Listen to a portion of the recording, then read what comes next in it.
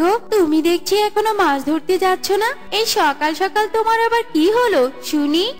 বউ শোনো, আজকে না আমার মাছ ধরতে যেতে একদমই ইচ্ছে করছে না, তাই আজকে না গেলে হয় না? না হয় না। আর মাছ ধরতে না গেলে আমরা খাবো কি শুনি? বউ, আমি তো কিছু টাকা জমিয়ে রেখেছিলাম, সেগুলো থেকেই না হয় কিছু টাকা আমরা ব্যয় করব। না, আমি তোমাকে ওসব টাকা একদম খরচ করতে দেব না। এখন কথা না বাড়িয়ে যাও তো, যাও মাছ ধরতে যাও। বউ, আমার তো যেতে একদমই ইচ্ছে করছে না, তুমি আর জেদ করো না তো বউ। জেদেরা দেখেছো কি? আমি এই শেষবারের মতো বলছি, তুমি যাবে নাকি আমি এ লাঠি নেবো হাতে? না না বউ, তোমাকে আর কোনো কিছু হাতে নিতে হবে না, আমি যাচ্ছি, এক্ষুনি যাচ্ছি। এরপর বিট্টু শিয়াল মাছ ধরতে নদীর ঘাটে যায়। আর নদীর অন্যদিকে তুই হলি একটা অপয়া মেয়ে। তুই তো তোর জন্মের দিনই তোর মাকে খেয়েছিস, আর দুদিন পর তোর বাবাকে খেয়েছিস। না জানি কোন দিন তুই আমাকেও খেয়ে ফেলিস। না না বাপু, আমি আমার জীবনের এত রিস্ক নিতে পারবো না, তাই আমি তোকে নদীর ধারে রেখে যাব, নিজের সাথে আর রাখতে পারবো না। এই কথা বলে বুড়ি বাচ্চাটাকে নদীর ধারে রেখে চলে যায়।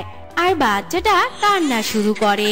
ধুর তারি, সেই কতক্ষণ থেকে জাল ফেলে বসে আছি, একটাও তো মাছ ধরা পড়লো না। তেমন কোনো লক্ষণও তো দেখছি না মাছ ধরা পড়ার। বরং আমি একটা গান গাই, আমার গানের গলা তো অনেক ভালো। আমার গান শুনে যদি আবার মাছগুলো খুশি হয়ে এদিকে চলে আসে, তাহলে তো খুব ভালোই হবে। নদী মায়া লাগাইছে, মাছ মারা শেখাইছে, দেওয়ানা বানাইছে, কি জাদু করিয়া নদী মায়া লাগাইছে, কি জাদু করিয়া নদী মায়া লাগাইছে। আরে আরে, আমার গানের মাঝে আবার কে কান্নার ব্যাকগ্রাউন্ড মিউজিক বাজাচ্ছে রে? যাই তো গিয়ে দেখি ওখানে। মাছ তো এলো না নদী থেকে, উল্টো কান্নার শব্দ ভেসে এলো। ও মা, এ তো দেখছি একটা ফুটফুটে বাচ্চা। এটা আবার কার বাচ্চা রে বাবা? কে আবার এভাবে তার নিষ্পাপ বাচ্চাটাকে রেখে গেল? তার কি একবারও মায়া লাগলো না? ইস, কি নিষ্পাপ বাচ্চা রে বাবা! মাছ তো পেলাম না, উল্টো একটা ফুটফুটে বাচ্চা তো পেলাম। কাঁদিস না রে মা, কাঁদিস না, আমি তোকে আমার বাড়িতে নিয়ে যাচ্ছি। এরপর বিট্টু শিয়াল সেই বাচ্চাটাকে তার বাড়িতে নিয়ে যায়। কি হলো, এত তাড়াতাড়ি এলে যে? তোমার হাতে কি মোড়ানো এটা? আরে মাছ কোথায়? মাছ না মেরেই বুঝি চলে এসেছো? বউ, মাছ তো পাইনি, তবে একটা বাচ্চাকে পেয়েছি। বাচ্চা? বাচ্চা মানে কার বাচ্চা? বউ, আমি তো জানি না এটা কার বাচ্চা। কার বাচ্চা জানো না, অথচ বাড়িতে নিয়ে চলে এসেছো? তোমার কি মাথা টাথা ঠিক আছে? তোমাকে তো পিটুনি দিবে লোকে।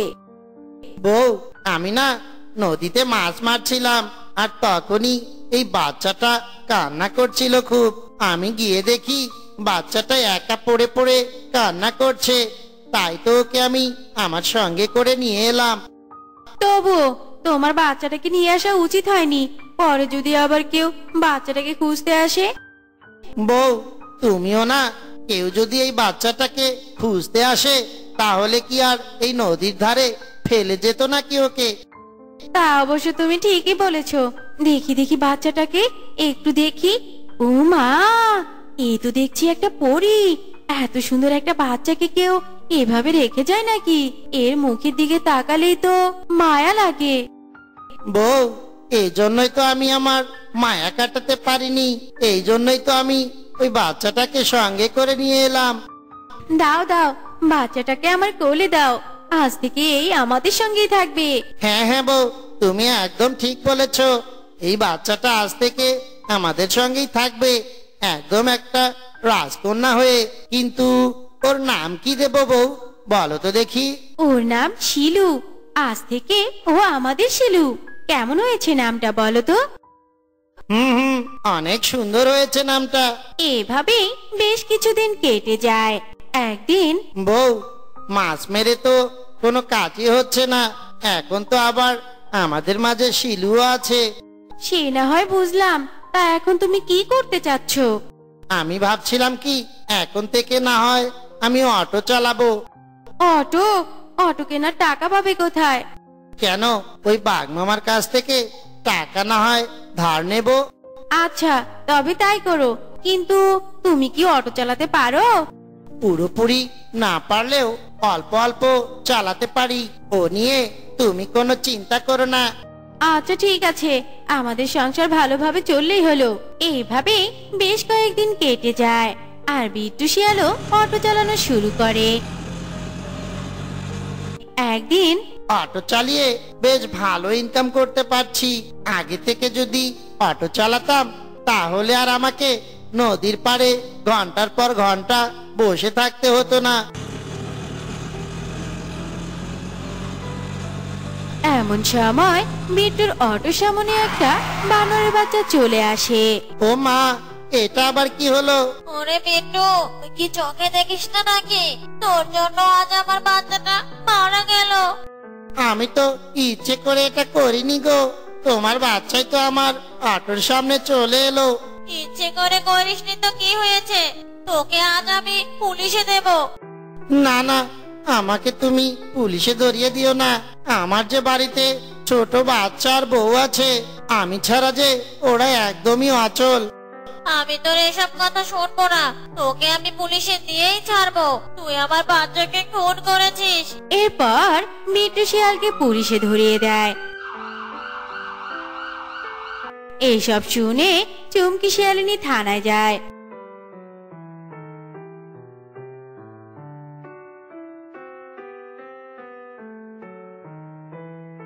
পুলিশ বাবু, আমার স্বামীকে ছেড়ে দিন। আমি নিশ্চিত আমার স্বামী ইচ্ছে করে কাউকে মেরে ফেলতে পারে না, তাই দয়া করে আমার স্বামীকে ছেড়ে দিন। না না না না, আপনার স্বামীকে তো ছাড়া যাবে না। আপনার স্বামী যে ইচ্ছে করে অ্যাক্সিডেন্ট না করলেও সে একজন খুনি। পুলিশ বাবু, আমার স্বামী ছাড়া যে আমার আর কেউ নেই। বাড়িতে আমার ছোট একটা মেয়ে আছে, আমরা কিভাবে চলবো পুলিশ বাবু? আপনারা কিভাবে চলবেন সেটা আমি কিভাবে বলবো? আমি কি জ্যোতিষী নাকি? যান তো, যান, এখান থেকে চলে যান। আর হ্যাঁ, আপনার স্বামী ইচ্ছাকৃত খুন করার না কারণে 6 মাসের কারাদণ্ড হয়েছে ওনার। 6 মাস পরে আপনার স্বামী এমনিতেই ছাড়া পেয়ে যাবে, তখন এসে নিয়ে যায়েন। এখন আর বিরক্ত করিয়েন না। তবু কি পুলিশ বাবু, 6 মাসের আগে কি আমার স্বামী ছাড়া পাবে না? না না, পাবে না। আর কতবার বলবো তোমাকে? চুমকি শালিনী চোখ মুছতে মুছতে বাড়িতে চলে আসে।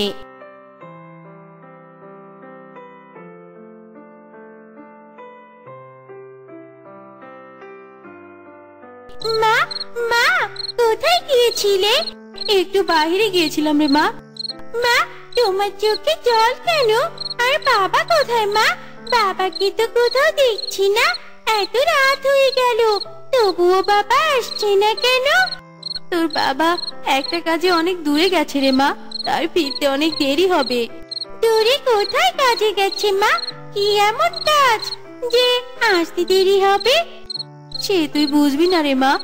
মা, কিন্তু তোমার চোখে জল কেন? ও, বাবা চলে গেছে তাই বুঝি তুমি কান্না করছো, তাই না? হ্যাঁ রে মা, হ্যাঁ, সেই জন্যই কান্না করছি। মা, তোমার চোখে জল দেখে তো আমারও এখন কান্না করতে ইচ্ছে করছে। বাবা, তুমি কেন গেলে? তুমি জানো না, একসাথে না গেলে আমার খাবার খেতে একদমই ভালো লাগে না।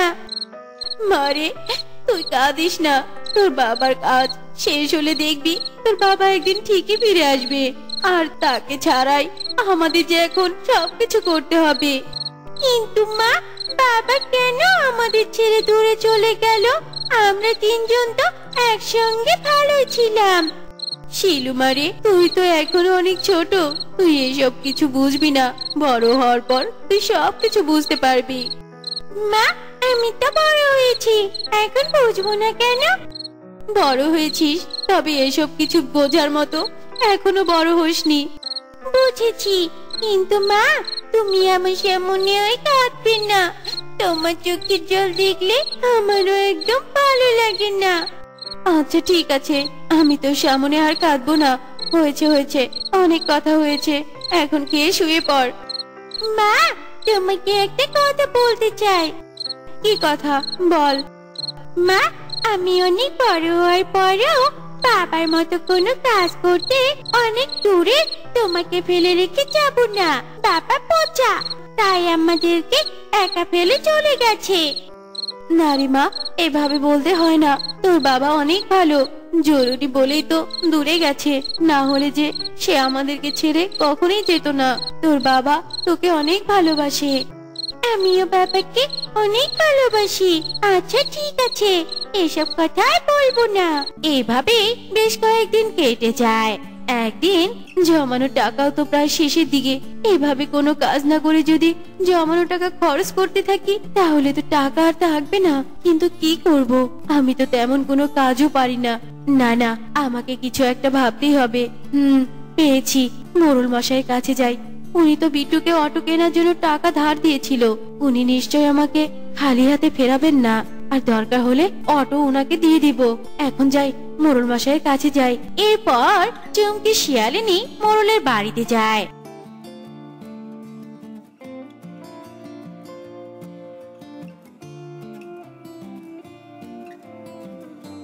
মোড়ল মশাই বাড়িতে আছেন? কে আমাকে খুঁজতে এসেছে? আমি গো মোড়ল মশাই, চুমকি। ও চুমকি, ভালোই হলো, না হলে আমি আজ ওদের বাড়িতে যেতাম। বাড়িতে আজ বউ নেই। তো বলো চুমকি, হঠাৎ আমাদের বাড়িতে কেন? মোড়ল মশাই কি আর বলবো। ও হ্যাঁ, আমি তো সবই শুনেছি। অনেক দুঃখের একটা সংবাদ। কিভাবে যে আসলে তোমাকে সান্ত্বনা দেয়, এমন যে কিছু একটা হবে তা আমি কখনো ভাবতে পারিনি। হ্যাঁ মোড়ল মশাই, আপনি ঠিকই বলেছেন। তিনি অনেক ভালো ছিলেন। যাকে মোড়ল মশাই, আপনি তো জানেন বাড়িতে আমি আর আমার মেয়ে থাকি। যা জমানো টাকা ছিল সেগুলো শেষ হওয়ার পথে। এইভাবে তো বসে থাকলে হবে না, আমাকে তো কোনো না কোনো একটা কাজ করতে হবে। আপনি যদি আমাকে একটা কাজ দিতেন তাহলে অনেক উপকার হতো মোড়ল মশাই। হ্যাঁ হ্যাঁ, তোমাদের উপকার করতে পারলে তো আমার অনেক ভালো লাগে। তবে তোমার স্বামী তো আমার কাছ থেকে অটো কেনার টাকা ধার নিয়েছিল, সেটা শোধ করবে কিভাবে? মোড়ল মশাই, আমি ভেবেছি আপনি যেহেতু টাকা পান তাহলে আমাদের অটোটা আপনি নিয়ে নেন। ওটা বিক্রি করে যত টাকা হবে সেটা থেকে আপনি যে ক টাকা পান সেটা নিয়ে বাকিটা না হয় আমাকে দিয়ে দিবেন। এতে সবারই ভালো হবে। হ্যাঁ হ্যাঁ, এটা করলে অবশ্য মন্দ হবে না। মোড়ল মশাই, এই বিষয়টা তো সমাধান হলো, কিন্তু আমার কাজের ব্যাপারটা। আমার বাড়িতে কাজ করতে পারবে? অবশ্যই পারবো মোড়ল মশাই। আমি সকাল থেকে সন্ধ্যা পর্যন্ত আপনার বাড়ির সব কাজ করে দিব। কিন্তু মোড়ল মশাই, বাঘ মামি কি রাজি হবেন? তিনি কোথায়? তাকে তো দেখছি না। সে রাজি হবে না মানে? অবশ্যই রাজি হবে। এ নিয়ে তুমি কোনো চিন্তা করো না চুমকি। আর তোমার মামি কয়েকদিন থেকে এমন একজনকেই খুঁজছিল। তাহলে তো ভালোই হলো মোড়ল মশাই, আপনি না থাকলে আমাদের যে কি হতো। আপনাকে অনেক ধন্যবাদ। আমি তাহলে এখন যাই, কাল সকালে কাজ করতে চলে আসবো। এখনই চলে যাবে? হ্যাঁ মোড়ল মশাই, এখনই যাই, কালকে তো আবার আসতেই হবে। হ্যাঁ হ্যাঁ ঠিক আছে। এরপর চুমকি শিয়ালিনী সেখান থেকে চলে যায়। আর রাতে, মারে আমি একটা কাজ পেয়েছি। কাজ পেয়েছো? কি কাজ পেয়েছো মা? কোথায়? মোড়ল মশাই বাড়িতে কাজ পেয়েছি। তুই একা থাকতে পারবি তো মা? হ্যাঁ মা, আমি অবশ্যই একা থাকতে পারবো। সকাল বেলায় চুমকি শিয়ালিনী মোড়লের বাড়িতে যায় কাজ করতে।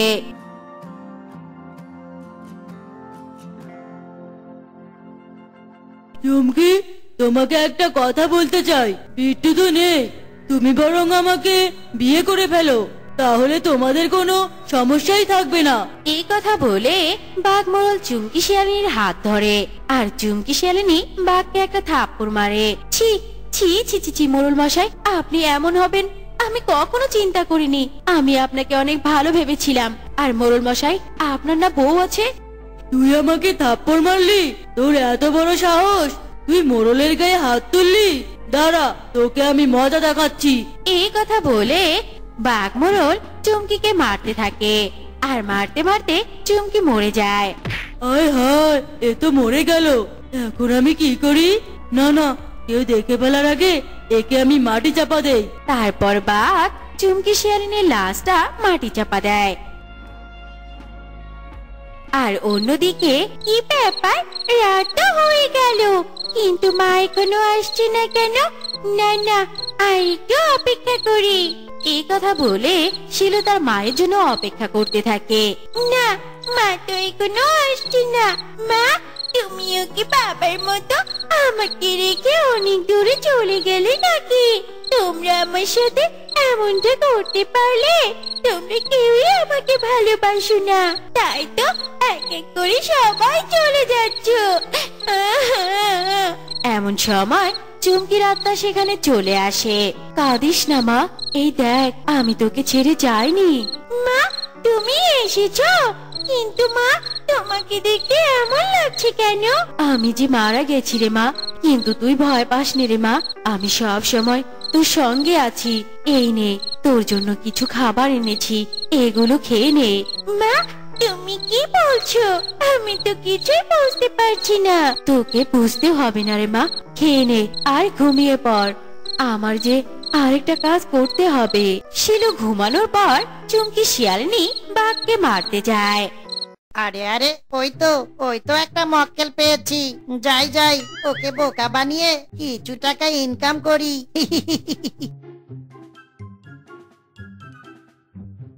আরে আরে দাদা, আপনি এভাবে টাকা গুনছেন আর ওদিকে যে আপনার কান চিলে নিয়ে গেল, সে খেয়াল কি আছে আপনার? কি কি বলছেন? চিলে আমার কানে গেছে? কোথায় কোথায় চিল? আরে আরে দাদা, আপনি এখনো এখানে দাঁড়িয়ে আছেন? যান যান, তাড়াতাড়ি যান, চিলের কাছ থেকে আপনার কান নিয়ে আসুন। আরে আরে, তাই তো দাদা, আপনি আমার এই টাকাগুলো একটু ধরুন, আমি ওই চিলের কাছ থেকে আমার কানটা নিয়ে আসছি। হ্যাঁ হ্যাঁ দাদা, যান যান, তাড়াতাড়ি আপনি যান, টাকা রেখে কান নিয়ে আসুন। টাকা গেলে তো টাকা পাবেন, কিন্তু কান গেলে আর কান ফেরত পাবেন না। এই এই চিল, কান দিয়ে যা বলছি, কান দিয়ে যা, আমার কান দিয়ে যা। দাদা, চিলটা কোন দিকে গেছে একটু বলুন তো, আমি তো কোনো চিল দেখতে পাচ্ছি না। ওই তো উত্তরের দিকে গেছে। যান যান, তাড়াতাড়ি যান। এই চিল, এই দাঁড়া দাঁড়া, আমার কান দিয়ে যা, কান দিয়ে যা। বোকা শিয়াল আমার কথা বিশ্বাস করেছে। আরে বেটা, আগে কানে হাত দিয়ে তো দেখবি যে তোর কান আছে কিনা। যাই যাই, এখন অন্য কোথাও গিয়ে নতুন কোনো মক্কেল খুঁজি। টাকা ও টাকা, ও টাকা রে, তোর জীবন একদম যে ফাঁকা রে। ও টাকা, ও টাকা, ও টাকা রে। হপ মাওলা, ইল বাবা, এই গাছের নিচে বসে আমি আমার ধ্যান শুরু করি। না না, ধ্যানে বসার আগে গান গেয়ে মনটা একটু চাঙ্গা করে রে, তারপরেই না হয় ধ্যানে বসবো। কিন্তু কি গান গাইবো আমি? পেয়েছি। তৈ তৈ তৈ তৈ তৈ, আমার ভক্তরা সব কই? তৈ তৈ তৈ তৈ তৈ, আমার ভক্ত বানু কই? এবার একটু দয়াল বাবার গান বলে ধ্যানটা শুরু করা যাক। দয়াল তোর লাইগা রে, আমার অঙ্গ জারু জ্বর, মনে লয় ছাড়িয়া যাইতাম তুইয়া বাড়ি ঘর, মুর্শিদ তোর লাইগা রে, দয়াল তোর লাইগা রে, আমার কলি যা যার জ্বর, মনে লয় ছাড়িয়া যাইতাম তুইয়া বাড়ি ঘর, মুর্শিদ তোর লাইগা রে। ইল বাবা, না না, এবার ধ্যান করা শুরু করি। লে হালুয়া, এটা কি সত্যি কোনো সাধু বাবা নাকি ভণ্ড বাবা? ধ্যান করার আগে কি কোনো সাধু বাবারা গান বলে নাকি আবার? কিন্তু আমি তো জানতাম ধ্যান করার আগে সাধু বাবারা মন্ত্র পড়ে। দূর দূর, বাবার যা ইচ্ছা তাই করুক, তাতে আমার কি? আমার তো দরকার ওই সাধু বাবার সোনার ঘটিটা। সাধু বাবা তো চোখ বন্ধ করে ধ্যান করছে, আমি বরং এই সুযোগে সাধু বাবার ওই সোনার ঘটিটা নিয়ে আসি। এই কথা বলে বিট্টু শিয়াল যেই না সাধু বাবার সোনার ঘটিতে হাত দেয়, অমনি সাধু বাবা বিট্টু শিয়ালের হাত ধরে ফেলে আর বলে, ইল বাবা, আমি হলাম যাতে মাতাল তালে ঠিক। কি ভেবেছিলি রে তুই আমার এই সোনার ঘটি চুরি করে নিয়ে যাবি? তা তো আমি হতে দেব না, তোকে যে আমি হাতে নাতে পেয়েছি। এরে, আমি তো ধরা পড়ে গেলাম, এবার আমার কি হবে? না মানে সাধু বাবা। এই কি না মানে ইয়ে করছিস? তোকে তো আমি চুরি করার জন্য কঠিন শাস্তি দেবই দেব। তোকে আমি জানে মেরে ফেলবো। সাধু বাবা, আমি তো আপনার সোনার ঘটি চুরি করতে চেয়েছিলাম, কিন্তু চুরি তো করিনি। তাই বলছিলাম কি সাধু বাবা, শাস্তিটা তো বেশি হয়ে যাচ্ছে, একটু শাস্তিটা যদি একটু কম করে দিতেন, মানে প্রাণে না মারতেন। ঠিক আছে রে, তোকে শাস্তিটা একটু স্যাক্রিফাইস করছি। তোকে আমি প্রাণে মারবো না, তোকে আমি ছাগল বানিয়ে দেব। এই কথা বলে সাধু বাবা বিট্টু শিয়ালকে ছাগল বানিয়ে দেয়। শোন, যদি কেউ তোকে তার নিজের ইচ্ছায় জাদুর কলা গাছ থেকে একটি কলা তোকে খাওয়ায়, তাহলেই তুই ভালো হয়ে যাবি, আবার আগের রূপে ফিরে আসতে পারবি। ইল বাবা। এরপর থেকে বিট্টু শিয়াল ছাগল হয়ে ঘুরতে থাকে।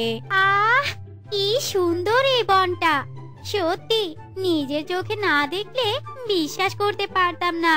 আরে বাহ, এই নদীর জলগুলো কি স্বচ্ছ পরিষ্কার। যাই, একটু জল খেয়ে নেই। আহ, কি টেস্ট এই জলের!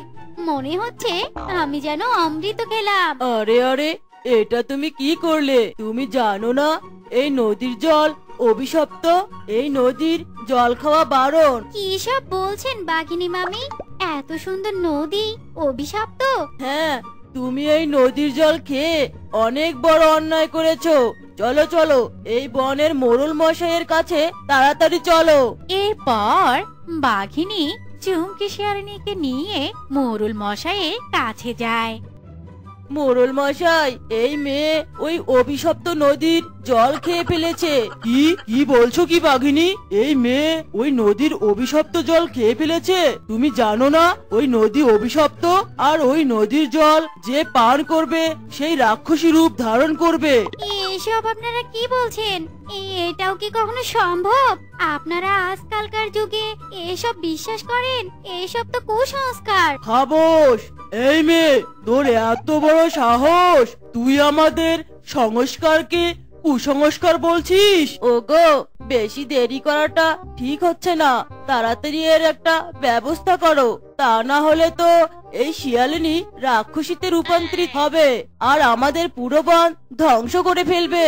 অন্যদিকে ইস, কেন যে পাকামি করে এই সাধু বাবার ঘটি চুরি করতে গেলাম, যার কারণে আমাকে আর ছাগল হয়ে বনে বনে ঘুরে বেড়াতে হচ্ছে।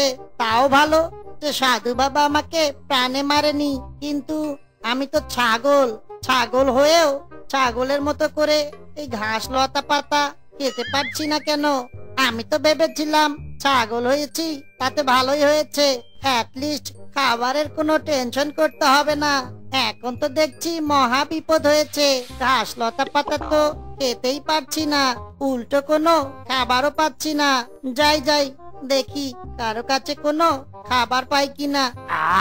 খুব খিদে পেয়েছে, যাই যাই, তাড়াতাড়ি স্নান সেরে বাড়িতে যাই। আজ মাংসটা যা রান্না করেছি না, আর জমিয়ে পেট ভোজন করব। লে হালুয়া, আমি আমার খাবার পেয়ে গেছি। এটা সেই দিনের সেই আদারাম শেয়ালটা না, যাকে বোকা বানিয়ে আমি টাকা টাকা নিয়েছিলাম। সে যাই হোক, ওই বেটা তো স্নান করতে গেছে, আমি বরং এই সুযোগে ও রান্না করা খাবারটা খেয়ে নেই। ওপরওয়ালা যখন দেতা হে থাপ্পড় মেরে দেতা হে। ম্যাঁ। এই কথা বলে বিট্টু শিয়াল বল্টু শিয়ালের রান্নাঘরে গিয়ে বল্টু শিয়ালের রান্না করা সব মাংস পোলাও খেয়ে নেয়। আর তখনই সেখানে বল্টু শিয়ালও চলে আসে। হায় হায় হায় হায় রে, আমার স্বাদের মাংস পোলাও এই শালা ছাগল খেয়ে ফেললো। এই ছাগল, তারা তারা বলছি তোকে আমি মোরল সাহেবের কাছে নিয়ে যাব। তারা, তুই যে আমার পোলাও মাংস সব খেয়েছি, এর জন্য আমি মোরলের কাছে বিচার চাইবো। ওরে বাবা রে বাবা, আমি তো দৌড়াতেই পারছি না, পোলাও মাংস যে একবারে বেশি খেয়ে ফেলেছি। এই তো বেটা, তোকে ধরতে পেয়েছি। চল বেটা চল, ওই মোরল সাহেবের কাছে চল। শোনো মেয়ে, আমি চাই না তোমার কারণে বনবাসীদের কোনো বিপদ হোক, তাই পূর্বপুরুষদের কথা অনুযায়ী তোমাকে ছাগলের সঙ্গে বিয়ে দেব। তবেই তুমি রাক্ষসী রূপে আর রূপান্তরিত হতে পারবে না, তুমিও মুক্তি পাবে। না না, এটা আপনারা করতে পারেন না, এটা যে আমার সঙ্গে অন্যায় করা হচ্ছে। মোরল মশাই, এই ছাগলের বিচার করুন। এই ছাগল আমার রান্না করা সব পোলাও মাংস খেয়ে ফেলেছে। আরে বল্টু, ছাগল এনে ভালোই করেছিস, তোর তো বিচার চাই তাই না? তবে শোন, তোর ছাগলের সঙ্গে এই শিয়ালিনীর বিয়ে হবে। এইসব আপনি কি বলছেন মোরল মশাই? আমার মতো সুদর্শন একটা শেয়াল থাকতে আপনি ওই সুন্দরী শেয়ালিনীর বিয়ে দিবেন একটা ছাগলের সঙ্গে? না না মোরল মশাই, এটা আপনার অন্যায় বিচার। আরে এতে তো ছাগল শাস্তি পেল না, বরঞ্চ উপহার হিসাবে সুন্দরী একটা শেয়ালিনীকে পেল। খামোশ, আমি যা বলেছি তাই হবে। লে হালুয়া, আমার সঙ্গে এসব কি ঘটছে? আমি একটা ছাগল হয়েও এত সুন্দরী একটা মেয়েকে বউ হিসাবে পাবো? লে হালুয়া। ওরে বিট্টু, তোর ছাগল জীবন যে ধন্য হলো। এরপর চুমকি শিয়ালিনীর সঙ্গে ছাগল রূপে বিট্টুর বিয়ে হয়ে যায়। হে ঈশ্বর, হে কি সর্বনাশ হয়ে গেল! আমার মতো এত সুন্দরীর সঙ্গে কিনা একটা ছাগলের বিয়ে হলো। আমি এত সুন্দরী হওয়া সত্ত্বেও এই ছাগলের বউ হলাম। এই মেয়ে, এই চুপ করো, চুপ করো। সেই কখন থেকে তুমি আমাকে ছাগল ছাগল বলছো? ওরে বাবারে, এটা তো ছাগল নয়, ভূত। এই এই বদতমিজ মেয়ে, আমি ছাগলও নই, ভূতও নই। কি? তাহলে তুমি ছাগলের রূপে আছো কেন? সে যে অনেক কাহিনী, শুনবে সেসব কাহিনী? হ্যাঁ, আমি শুনবো। তার আগে বলো তো তুমি, তোমাকে এই ছাগলের সঙ্গে কেন বিয়ে দিল ওরা? সবই বলছি, আগে তোমার কথা শোনাও। এরপর তারা দুজনে তাদের সঙ্গে ঘটে যাওয়া সব ঘটনা খুলে বলে। যাই হোক বাবা, শুনে শান্তি পেলাম। তুমি তাহলে ছাগল নাও, তার মানে আমি কোনো বড় জাতেরই শিয়ালকে বিয়ে করেছি। ওগো, একবার যেহেতু তোমার সঙ্গে আমার বিয়ে হয়েছে, তখন তুমি কোনো চিন্তা করো না। আমি তোমাকে আবার আগের রূপে ফিরিয়ে আনতে সেই কলা গাছের কাছে যাব, আর সেই জাদুর কলা গাছ থেকে কলা এনে তোমাকে খাইয়ে আবার আগের রূপে ফিরিয়ে আনবো। ওগো, তুমি এখানেই থেকো, আমি গেলাম সেই জাদুর কলা গাছের কাছে। এই কথা বলে চুমকি শিয়ালিনী সে জাদুর কলা গাছের কাছে যায়। জাদুর কলা গাছ, আমি অনেক বাধা বিপত্তি কাটিয়ে অনেক আশা নিয়ে তোমার কাছে এসেছি। আমাকে তুমি তোমার গাছের একটা সোনার কলা দিয়ে সাহায্য করবে? কি? আমি তোকে সাহায্য করব? তাও আবার আমার সোনার কলা দিয়ে? কখনোই না। ওভাবে বলো না জাদুর কলা গাছ, তুমি যদি সাহায্য না করো তাহলে যে আমার বড় বিপদ হবে। দয়া করে তুমি আমাকে সাহায্য করো জাদুর কলা গাছ। ঠিক আছে, তার আগে তুই আমার আগাছা পরিষ্কার করে আমার গোড়ায় জল দে, তারপর ভেবে দেখবো তোকে সাহায্য করবো কিনা। ঠিক আছে, আমি তাই করছি। এই কথা বলে চুমকি শিয়ালিনী কলা গাছের কথা মতো তার আগাছা পরিষ্কার করে কলা গাছের গোড়ায় জল দেয়।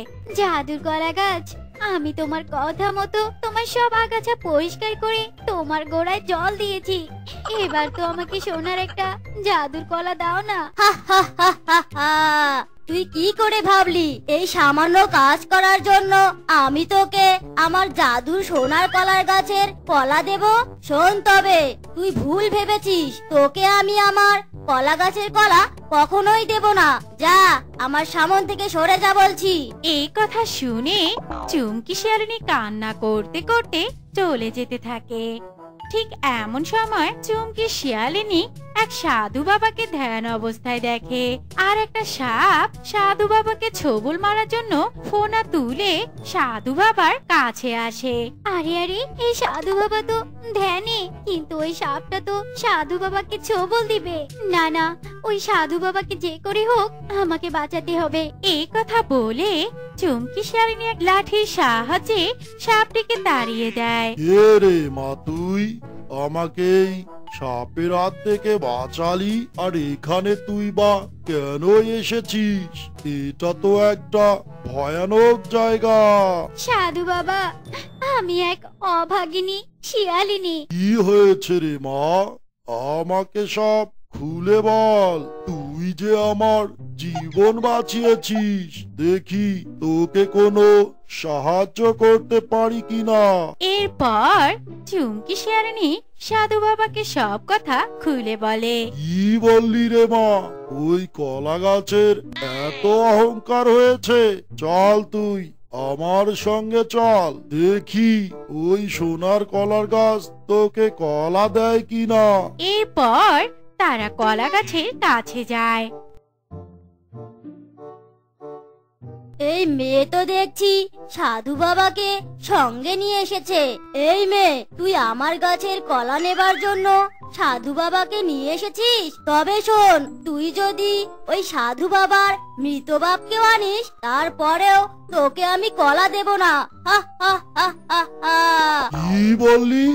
সামান্য একটা জাদুর কলা গাছ হয়ে তোর এত অহংকার? তবে দাঁড়া রে, তোর অহংকার আমি এই মাটির সঙ্গে মিশিয়ে দিচ্ছি। না না সাধু বাবা, আমাকে এমনটা করবেন না। আমাকে আপনি ক্ষমা করে দিন। এই নাও তোমার জাদুর সোনার কলা। সাধু বাবা, জাদুর কলা গাছ তো আমাকে তার জাদুর সোনার কলা দিয়েছে, এবার তাকে ক্ষমা করে দিন। শোন রে মা, তোর স্বামী আমার সোনার ঘটি চুরি করতে চেয়েছিল বলে আমি তাকে অভিশাপ দিয়েছিলাম। আমি তাকে ছাগল বানিয়েছিলাম, আর ওই কলা গাছ যেহেতু অহংকার করেছে, সেই কারণে ওকে তো আমি শাস্তি দেবই দেব। আমি কখনো কারো অন্যায় সহ্য করতে পারি না, সে যেই হোক। এই কথা বলে সাধু বাবা জাদুর কলা গাছকে তার জাদু দিয়ে সাধারণ কলা গাছে পরিণত করে দেয়। এবার বুঝেছিস? শয়তান কলা গাছ, অহংকার পতনের মূল। যা মারে যা, এই কলা তোর স্বামীকে খাইয়ে দে। তোর স্বামী আবার আগের রূপে ফিরে আসবে। ইল বাবা। এরপর চুমকি শিয়ালিনী জাদুর সোনার কলা নিয়ে বিট্টু শিয়ালকে খাইয়ে দেয়, আর বিট্টু শিয়াল তার আগের রূপে ফিরে আসে। হুররে! লে হালুয়া বউ, আমি আমার আগের রূপ ফিরে পেয়েছি। আর সঙ্গে তোমার মতো একটা সুন্দরী বউও পেয়েছি। লে হালুয়া বউ, চলো চলো, আমরা নতুন করে সংসার শুরু করি। কিন্তু একটা শর্তে, তুমি যদি চুরি করা ছেড়ে সৎ পথে কাজ করো, তবে আমি তোমার সাথে নতুন ভাবে সংসার করব, এর আগে নয়। বউ, চুরি করতে গিয়ে ওই ছাগল হয়ে যে শাস্তি আমি পেয়েছি, জীবনে আর ভুল করেও চুরি করব না বাবা। চলো চলো বউ, আমরা নতুন করে সংসার করি। বন্ধুরা, তোমরা আমাদের জন্য দোয়া করবে, আমাদের নতুন সংসার যেন ভালোভাবে চলে। Tata, bye bye.